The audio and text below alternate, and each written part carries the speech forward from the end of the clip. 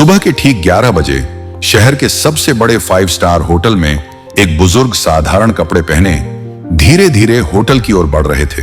उनका नाम था गोपाल दास। उनके हाथ में एक पुराना सा झोला था, लेकिन जैसे ही वह होटल के गेट पर पहुंचे, गार्ड के माथे पर तुरंत शिकन आ गई। गार्ड ने सामने आकर रास्ता रोकते हुए कहा, बाबा, आप यहां कहां आ गए? क्या काम है आपका यहां? गोपाल दास ने हल्की मुस्कान के साथ कहा, बेटा, मेरी यहां बुकिंग है, बस उसी के बारे में पूछना था। गार्ड ने हंसते हुए अपनी साथी से कहा, अरे देखो तो बाबा कह रहे हैं इनकी यहां बुकिंग है। गार्ड ने फिर गोपाल दास से कहा, बाबा देखो, आपसे जरूर कोई गलती हुई है। शायद आपको किसी ने गलत पता दे दिया है, क्योंकि यह होटल बहुत ही लग्जरी है। बड़े बड़े बाबू लोग आते हैं यहां, कोई आम आदमी इसको अफोर्ड नहीं कर सकता। इतने में होटल की रिसेप्शनिस्ट नेहा ठाकुर ने यह बातचीत सुन ली। उसने अपनी नजरें गोपाल दास पर डाली, सिर से पांव तक उन्हें देखा और होठों पर हल्की मुस्कान तैर गई। वह मुस्कान स्वागत की नहीं, बल्कि ताने और उपेक्षा की थी। नेहा ने कहा, बाबा, मुझे नहीं लगता कि आपकी कोई बुकिंग इस होटल में होगी। यह होटल बहुत महंगा है, शायद आप गलत जगह आ गए हैं। गोपाल दास ने उसी सहजता से जवाब दिया, बेटी, एक बार चेक तो कर लो, शायद मेरी बुकिंग यहीं हो। नेहा ने लापरवाही से कंधे उचकाए और कहा, ठीक है बाबा, इसमें समय लगेगा, आप वेटिंग एरिया में जाकर बैठ जाइए। गोपाल दास ने सिर हिलाया और धीरे धीरे वेटिंग एरिया की ओर बढ़े। लॉबी में मौजूद कई गेस्ट उन्हें अजीब नजरों से घूर रहे थे। किसी ने धीरे से कहा, लगता है मुफ्त का खाना खाने आया है। कोई और बोला, इसकी तो औकात भी नहीं है कि यहां का एक गिलास पानी भी खरीद सके। गोपाल दास ने यह सब सुन लिया, लेकिन वे चुप रहे। वह कोने में रखी एक कुर्सी पर बैठ गए, झोला जमीन पर रखा और दोनों हाथ छड़ी पर टिकाकर खामोश बैठे रहे। लॉबी का माहौल अजीब हो चुका था। लोग चाय और कॉफी की चुस्कियां लेते हुए उन्हीं की तरफ इशारा करके बातें बना रहे थे। किसी छोटे बच्चे ने अपनी मां से मासूमियत से पूछा, मम्मी, ये बाबा यहां क्यों बैठे हैं? ये तो होटल वाले जैसे नहीं दिखते। मां बच्चे से बोली, बेटा, सब किस्मत की मार है। जब किस्मत साथ ना दे तो हर किसी की सुननी पड़ती है। इसी बीच नेहा फिर से वहां से गुजरी। उसने अपने साथी स्टाफ से कहा, पता नहीं मैनेजर साहब क्या कहेंगे। ऐसे लोगों को यहां बैठाना भी रिस्क है। होटल की इमेज खराब हो रही है। साथी ने हंसते हुए कहा, कोई बात नहीं, कुछ देर बाद यह खुद ही उठकर चला जाएगा। गोपाल दास ये सब सुन रहे थे, पर वह एक शब्द ना कह सके। वह सिर्फ इंतजार कर रहे थे कि कोई उनकी बात सुने। 1 घंटे तक वह यूं ही बैठे रहे, कभी घड़ी देखते, कभी रिसेप्शन की तरफ नजर डालते। उन्हें उम्मीद थी कि कोई आएगा और कहेगा, हाँ बाबा, आपकी बुकिंग है, लेकिन ऐसा नहीं हुआ। गोपाल दास ने धीरे से कुर्सी का सहारा लिया और खड़े हो गए। उन्होंने रिसेप्शन की तरफ देखा और कहा, बेटी, अगर तुम व्यस्त हो तो अपने मैनेजर को बुला दो, मुझे उनसे भी कुछ जरूरी बात करनी है। नेहा ने मन ही मन सोचा, अब इसे मैनेजर से भी मिलना है। फिर अनमने ढंग से फोन उठाया और होटल मैनेजर राघव चौहान को कॉल लगाया। उसने कहा, सर, एक बुजुर्ग आपसे मिलना चाहते हैं। राघव ने दूर से गोपाल दास को देखा और फोन पर हंसते हुए कहा, क्या ये हमारे गेस्ट हैं या बस ऐसे ही चले आए हैं? मेरे पास अभी टाइम नहीं है, इन्हें बैठने दो, थोड़ी देर में खुद चले जाएंगे। नेहा ने वही आदेश दोहराया और गोपाल दास को और थोड़ी देर बैठने का आदेश दिया। गोपाल दास ने गहरी सांस ली और फिर से उसी कोने की कुर्सी पर बैठ गए। सारी नजरों का बोझ उनके कंधों पर था, लेकिन उनकी आंखों में अब भी वही सब्र था। मानो कह रहे हों, सच को छिपाया जा सकता है पर रोका नहीं जा सकता। लॉबी में गोपाल दास अब भी बैठे थे। समय धीरे धीरे बीत रहा था, लेकिन उनके लिए हर मिनट किसी पहाड़ की तरह भारी हो रहा था।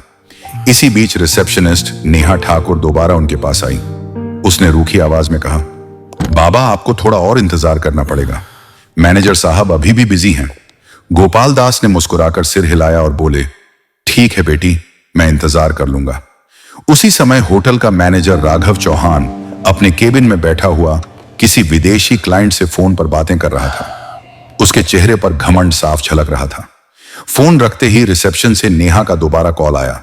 नेहा ने कहा, सर, वो बुजुर्ग अब भी लॉबी में बैठे हैं, आप एक बार उनसे मिल लीजिए।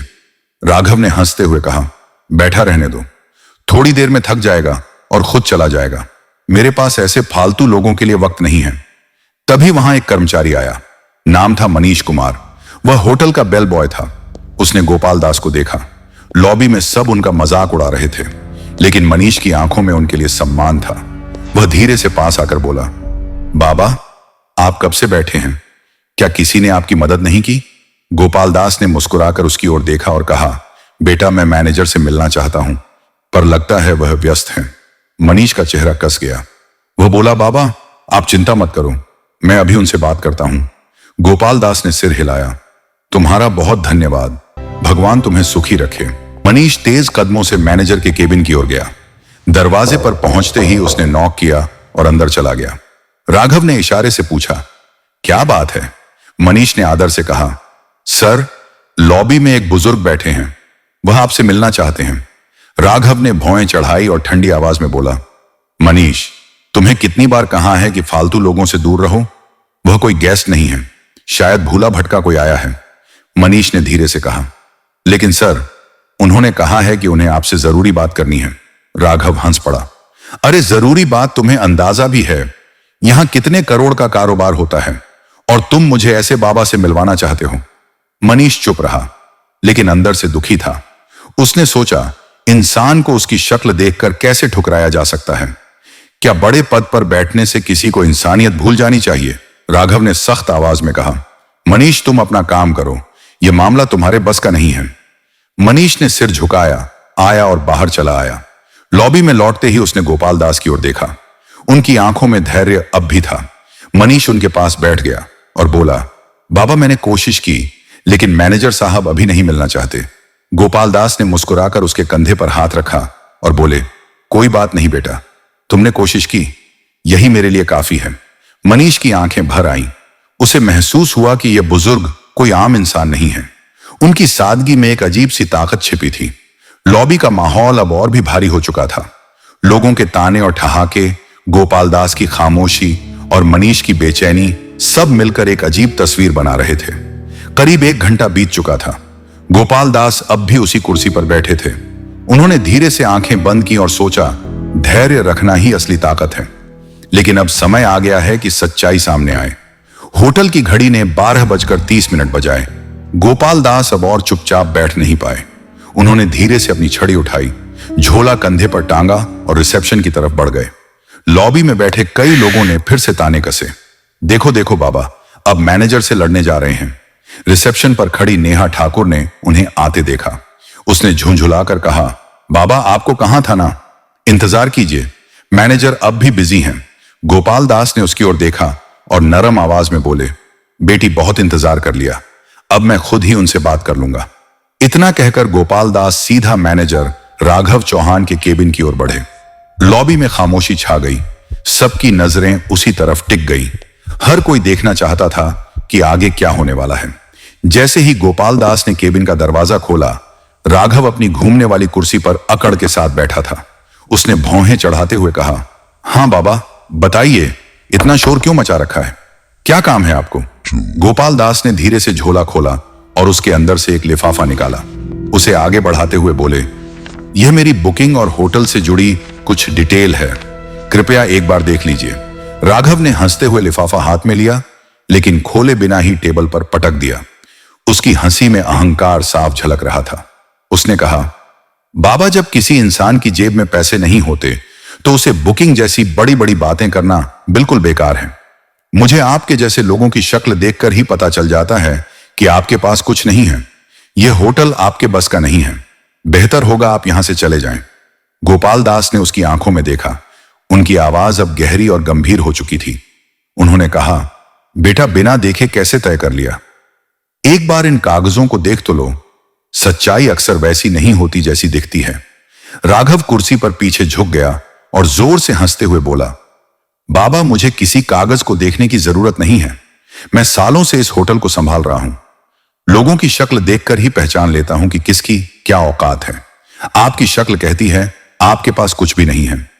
यह सुनकर लॉबी में बैठे कुछ गेस्ट भी हंसने लगे। गोपाल दास ने गहरी सांस ली, लिफाफा टेबल पर रखा और शांत स्वर में बोले, ठीक है, जब तुम्हें यकीन नहीं है तो मैं चला जाता हूं, लेकिन याद रखना जो तुमने आज किया है उसका नतीजा तुम्हें भुगतना पड़ेगा। इतना कहकर उन्होंने दरवाजे की ओर कदम बढ़ाए। पीछे बैठे गेस्ट फुसफुसाए, वाह मैनेजर ने सही किया, ऐसे लोगों को यही सबक मिलना चाहिए। गोपाल दास होटल से बाहर निकल गए। उनकी धीमी चाल और झुकी हुई कमर ने पूरे स्टाफ के बीच एक अजीब सा सन्नाटा छोड़ दिया। लेकिन राघव अपनी कुर्सी पर बैठा मुस्कुराता रहा। उसके चेहरे पर गर्व और तिरस्कार का मिलाजुला भाव था। इसी बीच बेल बॉय मनीष कुमार उस लिफाफे की तरफ बढ़ा। उसने धीरे से उसे उठाया और चुपचाप अपने सर्वर कंप्यूटर की ओर चला गया। कंप्यूटर स्क्रीन पर उसने लॉगिन किया और फाइलें खोलना शुरू किया। लिफाफे में लिखी डिटेल्स के आधार पर उसने होटल का पुराना रिकॉर्ड खंगाला। कुछ ही देर में उसकी आंखें चौड़ी हो गईं। स्क्रीन पर जो जानकारी थी उसने मनीष को हिलाकर रख दिया। रिकॉर्ड में साफ लिखा था, गोपाल दास होटल के 65% शेयर होल्डर संस्थापक सदस्य। मनीष की सांसें तेज हो गई। उसने फॉरेन प्रिंटर से रिपोर्ट निकाली। कागज हाथ में लिए वह भागता हुआ मैनेजर के केबिन में पहुंचा। अंदर राघव अब भी किसी क्लाइंट से फोन पर बात कर रहा था। मनीष ने धीरे से कहा, सर, ये रिपोर्ट देखिए, ये वही बुजुर्ग हैं जो यहां आए थे। ये हमारे होटल के असली मालिक हैं। राघव ने फोन रखते हुए मनीष की तरफ देखा और भौहें चढ़ा ली। मनीष, तुम्हें कितनी बार कहा है, मुझे ऐसे लोगों की रिपोर्ट्स में दिलचस्पी नहीं है। ये सब फालतू बातें हैं। मनीष ने फिर कोशिश की, लेकिन सर, ये रिपोर्ट साफ बताती है कि गोपाल दास हमारे होटल के मालिक हैं। अगर हमसे कोई गलती हो गई है तो राघव ने बीच में ही बात काट दी। उसने रिपोर्ट को अपनी तरफ सरका कर देखा, फिर बिना पढ़े ही उसे वापस मनीष की ओर धकेल दिया। उसकी आवाज में अहंकार पहले से और ज्यादा था। उसने कहा, मुझे यह सब बकवास नहीं चाहिए। तुम्हें मैंने कहा है ना, अपना काम करो। यह होटल मेरी मैनेजमेंट स्किल से चलता है, किसी पुराने बाबा की दान दक्षिणा से नहीं। मनीष हैरान रह गया। उसके चेहरे पर गहरी बेचैनी थी। वह रिपोर्ट हाथ में लेकर वापस निकल गया। लॉबी में आते ही उसने गोपाल दास को याद किया। उनकी आंखों की गहराई, उनका धैर्य, उसे लगा यह मामला अब सिर्फ होटल तक सीमित नहीं है, यह इंसानियत की परीक्षा है। धीरे धीरे शाम होने लगी। गेस्ट अपने अपने कमरों में चले गए। स्टाफ अपने काम में लग गया। लेकिन मनीष के दिल में हलचल बढ़ती गई। उसे यकीन था कल का दिन इस होटल की तस्वीर बदल देगा। अगली सुबह का नजारा बिल्कुल अलग था। होटल के हर कोने में हलचल थी। स्टाफ आपस में धीरे धीरे फुसफुसा रहे थे। किसी ने कहा, कल जो बाबा आए थे, शायद उनके बारे में कोई बड़ी बात है। दूसरे ने जवाब दिया, हाँ सुना है, वह होटल के बड़े शेयर होल्डर हैं। यह खबर धीरे धीरे पूरे होटल में फैल चुकी थी, लेकिन किसी को अब भी भरोसा नहीं हो रहा था। सबके मन में सवाल था, क्या सच में वह बुजुर्ग इस आलीशान होटल के मालिक हो सकते हैं? 10:30 बजते ही लॉबी का माहौल अचानक बदल गया। होटल के मुख्य द्वार से वही साधारण कपड़े पहने बुजुर्ग गोपाल दास अंदर आए। लेकिन इस बार वह अकेले नहीं थे। उनके साथ एक सूट बूट पहना अधिकारी था, जिसके हाथ में काले रंग का ब्रीफकेस था। सभी की नजरें एक ही पल में उसी दिशा में टिक गई। गार्ड, रिसेप्शनिस्ट, वेटर सब सन्नाटे में खड़े रह गए। कल जिन्हें सबने अनदेखा किया था, आज वही शख्स होटल में किसी सम्राट की तरह प्रवेश कर रहे थे। गोपाल दास ने सीधे हाथ से इशारा किया, मैनेजर को बुलाओ। आवाज में अब कोई नरमी नहीं थी, बल्कि एक आदेश की कठोरता थी। थोड़ी ही देर में राघव चौहान बाहर आया। उसके चेहरे पर हल्की घबराहट थी, लेकिन अहंकार अब भी बाकी था। वह आधा मुस्कुराकर बोला, जी बोलिए बाबा, आज फिर आ गए। गोपाल दास ने उसकी आंखों में देखा और ठंडी आवाज में कहा, राघव चौहान, मैंने कल ही कहा था तुम्हें अपने कर्मों का नतीजा भुगतना पड़ेगा। आज वह दिन आ गया है। राघव सकपका गया। उसने हंसी में बात टालने की कोशिश की। गोपाल दास के साथ आए अधिकारी ने ब्रीफकेस खोला, उसमें से मोटी फाइल निकाली और सबके सामने टेबल पर रख दी। उसने जोर से कहा, यह डॉक्यूमेंट साफ बताते हैं इस होटल के 65% शेयर गोपाल दास के नाम पर हैं। असल मालिक वही हैं। पूरा स्टाफ स्तब्ध रह गया। नेहा ठाकुर के हाथ कांपने लगे। लॉबी में मौजूद गेस्ट्स ने एक दूसरे को देखा और फुसफुसाए, ये तो सच में मालिक हैं। हमसे कितनी बड़ी भूल हो गई। गोपाल दास ने अपनी छड़ी जमीन पर टिका दी। उनकी आवाज अब तेज और दृढ़ थी। राघव चौहान, आज से तुम इस होटल के मैनेजर नहीं रहोगे। तुम्हारी जगह अब मनीष कुमार इस पद को संभालेगा। राघव गुस्से से कांपते हुए बोला, आप होते कौन हैं मुझे हटाने वाले? यह होटल मैं सालों से चला रहा हूं। गोपाल दास गरजते हुए बोले, यह होटल मैंने बनाया है। इसकी नींव मेरी मेहनत से रखी गई थी। मैं चाहूं तो तुम्हें एक पल में बाहर का रास्ता दिखा सकता हूं, पर दंड स्वरूप तुम्हें फील्ड का काम दिया जा रहा है। अब वही काम करो जो तुमने दूसरों से करवाया है। गोपाल दास ने मनीष को पास बुलाया। उन्होंने उसके कंधे पर हाथ रखते हुए कहा, तुम्हारे पास धन नहीं था, लेकिन दिल में इंसानियत थी। यही असली काबिलियत है, इसलिए तुम इस पद के हकदार हो। मनीष की आंखों से आंसू बह निकले। वह भावुक होकर बोला, साहब, मैंने तो बस इंसानियत निभाई थी। गोपाल दास मुस्कुराए। यही सबसे बड़ी योग्यता है बेटा।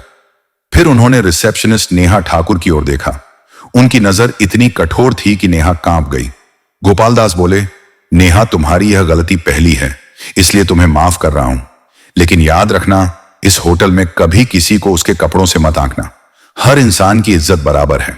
नेहा ने हाथ जोड़ ली और रोते हुए कहा, मुझे माफ कर दीजिए, आगे से ऐसा कभी नहीं होगा। गोपाल दास ने चारों तरफ देखा और ऊंची आवाज में कहा, सुन लो सब लोग, यह होटल सिर्फ अमीरों का नहीं है। यहां इंसानियत ही असली पहचान होगी। जो भी अमीर गरीब का फर्क करेगा वह इस जगह पर रहने लायक नहीं होगा। लॉबी में मौजूद गेस्ट्स ने जोरदार तालियां बजाई। हर कोई गोपाल दास को सम्मान की नजरों से देख रहा था। जो कल तक उन्हें तुच्छ समझ रहे थे, आज वही उनके आगे झुक गए।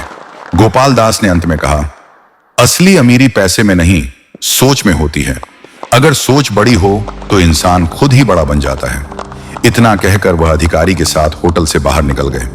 पीछे खड़े स्टाफ और गेस्ट्स देर तक उनकी ओर देखते रहे और मन ही मन सोचते रहे, मालिक ऐसा होना चाहिए जो दूसरों को उनकी इंसानियत से पहचाने, ना कि उनके कपड़ों से। उस दिन के बाद होटल का माहौल पूरी तरह बदल गया। स्टाफ अब हर गेस्ट के साथ सम्मान से पेश आता। लोग कहते, गोपाल दास ने सिर्फ होटल नहीं बनाया बल्कि इंसानियत की नींव भी रखी। दोस्तों, अगर आपको यह कहानी पसंद आई हो तो प्लीज इसे लाइक करें और ज्यादा से ज्यादा लोगों तक शेयर करें। और हां, हमारे चैनल को सब्सक्राइब करना बिल्कुल ना भूलें, ताकि ऐसी ही दिलचस्प और दमदार कहानियां आपको मिलती रहें। धन्यवाद।